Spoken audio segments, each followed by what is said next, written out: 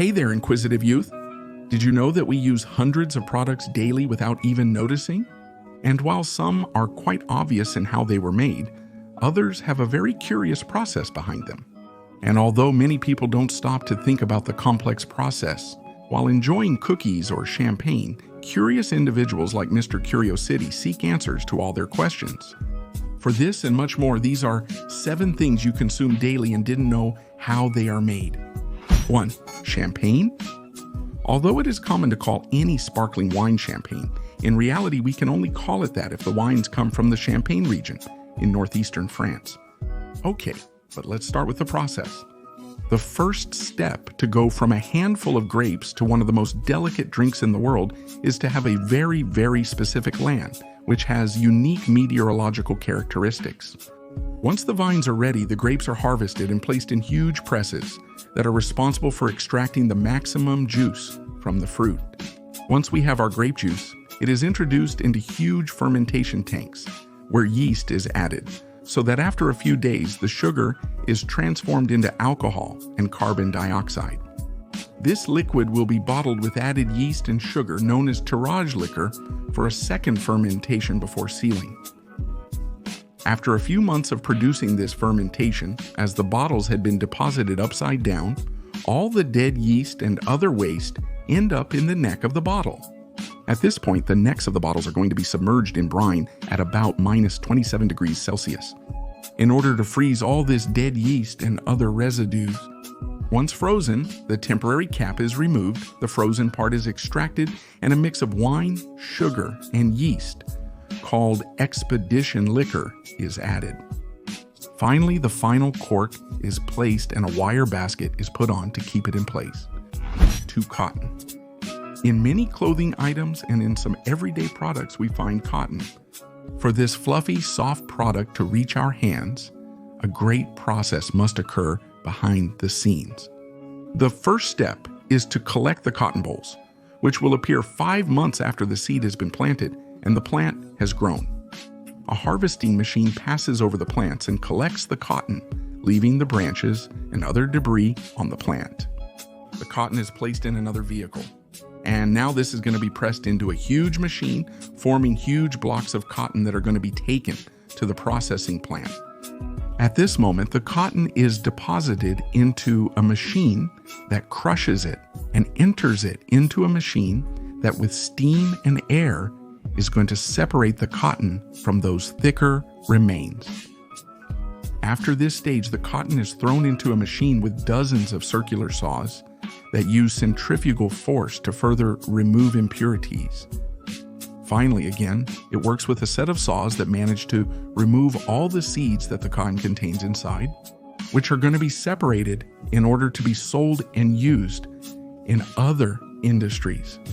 Nowadays, these seeds are sold as livestock feed and are also used to make cottonseed oil. Now, the cotton is ready to go through a press, which, after applying hundreds of kilos of pressure, forms a huge block with the highest quality cotton. At this point, samples are taken for analysis, and finally the cotton is deposited into huge bags to be sent to other factories. 3. Fireworks. When the year ends or on some special dates, we launch fireworks to light up the sky in a very satisfying way. But did you know how they are made? First of all, we have to know that although today's fireworks may attract attention for the incredible shapes they can show us, they are not something new. It is believed that gunpowder was invented in China hundreds of years ago, and that emperors used fireworks to light up the sky and scare enemies. Let's start with the process. First, you have to go to a factory preferably located in a cold and dry climate, which prevents a possible fire and wet gunpowder. A firework is composed of different elements, all placed inside a projectile. The pyrotechnician, very carefully, will start by placing gunpowder and an initiator at the bottom, which will generate the initial explosion. A cardboard cap and plastic one are then placed to separate the explosive materials, allowing a few seconds delay between their explosions. Once they are in the air after this, it's time to fill the projectile with different elements, which will give us different effects and colors once they have exploded. For example, to achieve white lights, magnesium is deposited. To achieve blue lights, copper salt is placed. And to achieve orange colors, coal is used. So yes, pyrotechnics end up being quite dangerous, not only because of the gunpowder, but also because of the different substances that are added to it. Once the effects are added, the cylinder is filled with more gunpowder and attached to the rest of the projectile. At this stage, a fully informative label is attached, and the item proceeds to the crucial final stage. The final stage where the fuse will be placed, which will adhere to the initiator located at the bottom. And once it has been lit, it will be responsible for igniting our firework. Thanks for the invention, China. 4 cookies with chips. Perhaps one of the most popular and most loved foods around the world, the classic cookies with chocolate chips. Obviously, the recipe will change depending on whether they are homemade cookies or if they are industrial and mass-produced. But as we don't want a cooking video, but one of processes, we will focus on the latter, on how chocolate chip cookies are made at an industrial level. Let's start with the process. Inside a huge mixer, a series of ingredients are going to be placed, among which are white sugar, brown sugar, and shortening. All of this is mixed for a few minutes, obtaining a homogeneous dough. The next step is going to be a huge rain of chocolate chips, which are going to be the main actor in this recipe. Then flour is added, then baking soda is added, a few kilos of salt, and a few beaten eggs with a little vanilla. Now the mixer turns on again, and after a few minutes, we have our cookie dough ready. At this point, all the dough is deposited into a machine that will form hundreds of small cookie cylinders, all the same. These dough discs will go through a freezer, which will freeze them, as many restaurants and hotels prefer to bake them on the spot and serve them fresh. Continuing with our frozen cookie discs, these leave the liquid nitrogen freezer and are stored in boxes to end up in some restaurant's kitchen. And in case you were wondering, what happens once the frozen cookies arrive at a restaurant or a home? Well, the following happens. The dough is placed on a tray and simply put into an oven. As it heats up, the dough disc begins to cook and takes the shape of the cookie we all know. 5 plain nachos, or smothered in sauce.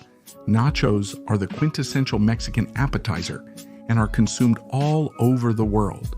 The first step in making these snacks is to place hundreds of kilos of raw corn kernels into huge stainless steel pots filled with almost boiling water. After a few minutes of cooking, lime is added, a substance that does many things. Lime is antibacterial, gives corn a toasted flavor, and helps loosen the grain's shell for easier removal. The next stop is the soaking tank. The cooked corn is going to stay there for 12 hours to absorb a bit more water. In the next stage, our thick and wet corn goes through a filtering machine to leave us only with the hydrated corn kernels. The corn is now placed in rotating drums that remove any remaining shell on the kernels. Now the corn is deposited into a crushing machine that ends up forming a huge yellow paste. The paste is shaped into a triangular form using rollers after being extruded as a sheet. These corn triangles go through an oven that dries the dough, and then they are moved to the fryer. In this place, the nachos are kept for a few seconds in hot oil and are then ready to receive condiments such as cheese or hot sauce. Finally, the nachos are dried and put into bags that will reach us. I think I got a bit hungry. 6 rubber balls. In many sports or ball games, this type of rubber balls are used. And did you know how they are made? The first step is to cut a sheet of natural rubber in a very particular way, with which the press gives us back a rubber chamber. Then a little glue is applied and a cap is put on it. Next, the rubber is molded under pressure and heat to give the ball its perfect spherical shape. After this, a layer of nylon threads is applied to give the rubber more strength. Once we have the inner chamber, we need to move on to forming the outer rubber layer. For this, natural and artificial rubber is mixed, and through a series of rollers, with a bit of heat, a rubber layer is achieved. This sheet goes through a series of rollers to make it thinner. And through some molds and a press, a set of rubber shapes is obtained that will be glued around the initial chamber. The rubber pieces are now placed in the mold, The chamber is placed inside, and again, with a little pressure and heat, a rubber ball is obtained.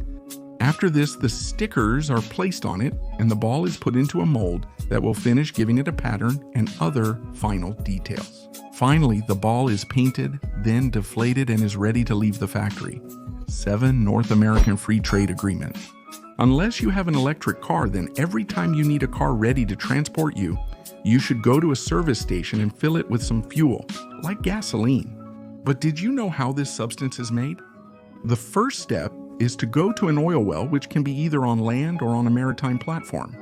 In these places, crude oil is obtained, the raw material for the production of all types of fuels. This black gold was formed from the remains of marine animals and plants after a few years of being subjected to high temperatures and pressure. Pipes are placed in the wells through which the oil will naturally rise to a certain height, where it will have to be sucked up by a pump. This pump is the rod pump, also known as the stork, which is the classic mechanism that we all associate with oil extraction. Once obtained, the crude oil is deposited in an oil pipeline where it travels to the refineries. To convert crude into various products, it must be heated in a furnace until it reaches the distillation temperature. And at that moment, it goes to the topping tower where the different products are obtained. When the oil enters the tower, the temperature causes the lighter hydrocarbons to evaporate and rise, while the heavier ones stay below. As they rise, the vapors cool down, and when they come into contact with some trays, they condense and return to a liquid state to be stored. The lightest ones are gases like propane and butane. Then comes our beloved gasoline, and then jet fuels, diesel, and the heaviest and least refined, which are residues used to make plastic and asphalt. And finally, the different fuels are placed in huge tanks where they will then be distributed to hundreds of trucks. Tankers responsible for taking it to the service stations distributed throughout an entire country. Should you buy a Tesla, Timmy? Before leaving, I greet Juan Jose Valle, Rudy Picon, and send a big greeting to Jesus Sanchez. Then I greet King Dragon again. Lastly, I send a greeting to Federer Vanegas, another little greeting for music lyrics, and the last greeting. Will it be taken by the crack of Wilder Torres?